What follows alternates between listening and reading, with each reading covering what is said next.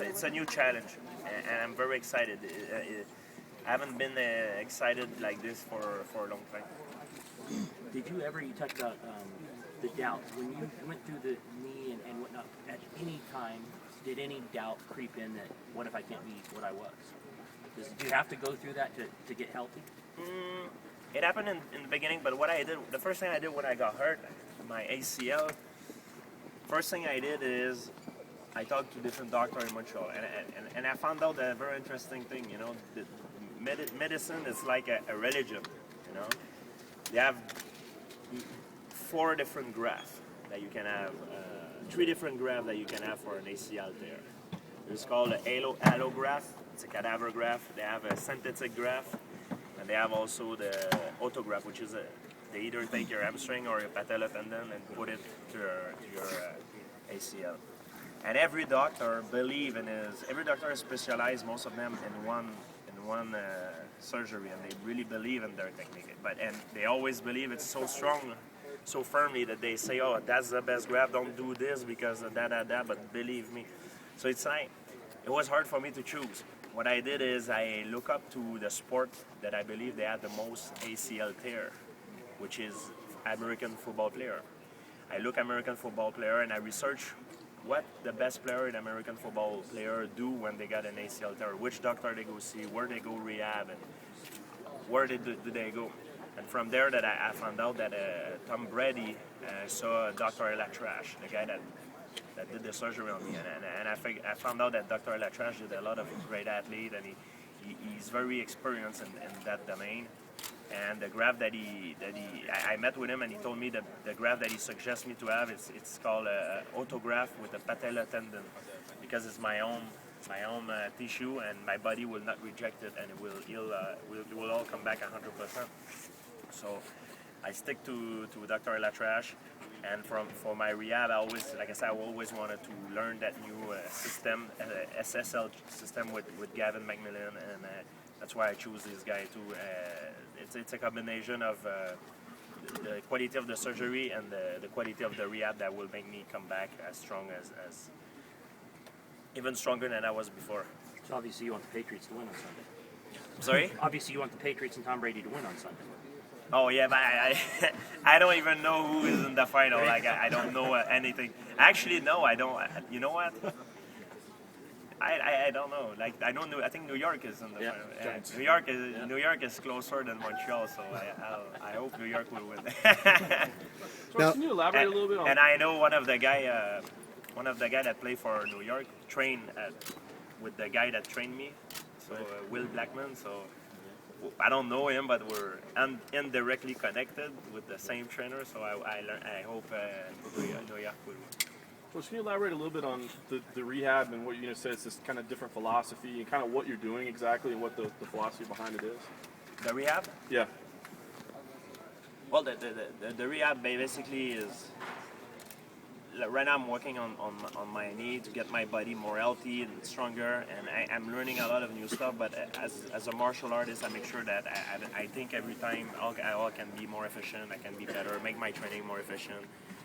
And I'm gonna change a lot of stuff when I come back in Montreal. That's my job right now. It's mostly writing down stuff to get better and get ready for my comeback. So when I come back, I don't lose any time to make up my new schedule. It will be like bang, bang, bang, bang, bang, and I will buy a lot of different machine and different training device that I will bring over in Montreal. And I already set up a room with all the new stuff that I will bring, and it will change. I think it will change my life.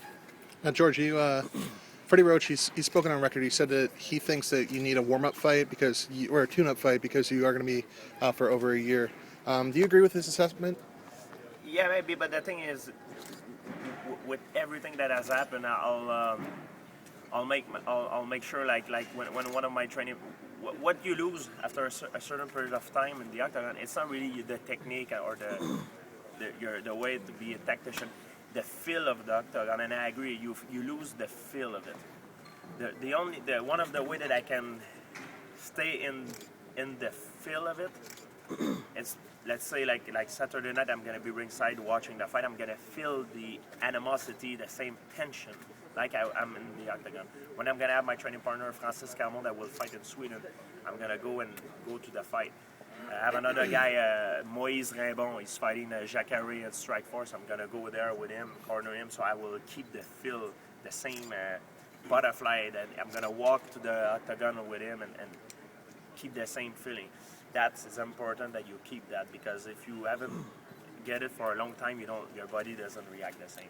So it's basically the nerves or not nerves, but the crowd emotion that can kind of throw you off, not so much not being in there. Yeah, and one thing in boxing and in mixed martial art is different sport. In mixed martial art, is no such thing as a tune-up fight. Right. I cannot get a tune-up fight. Yeah, there is no guy in UFC that I can say, oh, I'll take this guy. It's going to be a tune-up fight. Now, he might kick my ass. Who knows?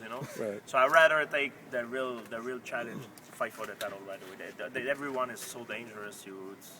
There is no such thing as tune-up fight. In boxing, they have optional title defense. They can say, oh, I want this guy. And I personally believe it's ridiculous. Because, you're champion, you fight the main guy. You know what I mean? But in a way, I shouldn't say that, because if I would be allowed to choose my opponent, would be the easiest thing in the world. I'll choose my opponent, I'll make more money, and you know what I mean? But what drives me in the sport is the challenge, and I like that challenge.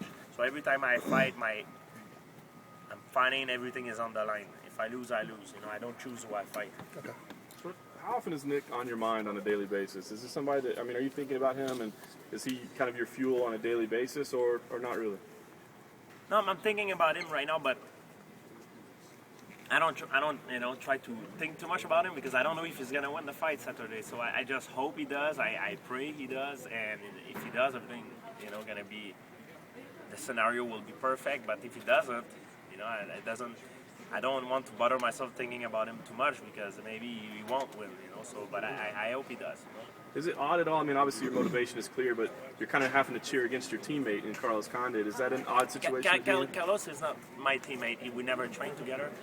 He's a very respectful guy. Someone I train with guys that train with him, but we never did actually train together. But we have a sister school in Montreal and Jackson's, But he's a very nice guy. Every time he fights someone, I cheer for him, because I like the person. But now in that case, it's a little bit different.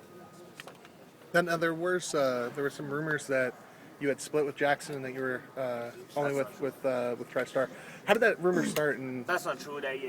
What's gonna happen is if we got to fight together, Greg will step out and let us fight, and the best man will win. okay. Carlos will train with the same coach that he has in Albuquerque, but I don't train with these guys. The coach that he has in Albuquerque, I go there to see Greg. So it's nothing. Nobody split with nobody. I actually have 2 training partners of mine that went to Albuquerque to train, and they had a great time. Everybody. It's just a sport. It's a serious competition, and there's nothing personal about it. Now, at this point in your career, what is George's, or not your George, what is Greg's impact on your career? Or what does he do for you? Greg is great. He's great. He's a very smart guy. He's a tactician, He's like the general, I have all my instructor, and he's the general for, to put everything together. George, every champion has a special relationship with their belts. Everyone. Not me. You don't. No, I give it to my mother. So, but if you see even an interim belt with another fighter, it wouldn't affect you at all. No, it doesn't affect me at all. I'm not attached to material. It's not the belt; it's what it means to me that is important. The belt, it's not, it's not the most important thing, but what it means to me to be champion, the meaning of it. That's what matters to me. But the meaning of seeing it with another fighter, even an interim, I put it this way. In martial art, I did karate for all my life. When I had my black belt, I was very happy, but when you start karate, they tell the kids, say, the belt doesn't matter. It's just there to tie up your gi. It's the belt's the same thing. It's a meaning. It's the meaning that is important. It's not the actual thing. Sorry? What does the UFC belt mean? Well, the UFC, it's the most prestigious organization in the world. It's for a martial artist to be champion in UFC is the most glorious achievement you can have. So that's what it is. When you're a UFC world champion, you're like, that's the top of the pyramid that you can be. George, Once you got there, it doesn't mean you were satisfied. You want to keep it as much as Once you you got there, you want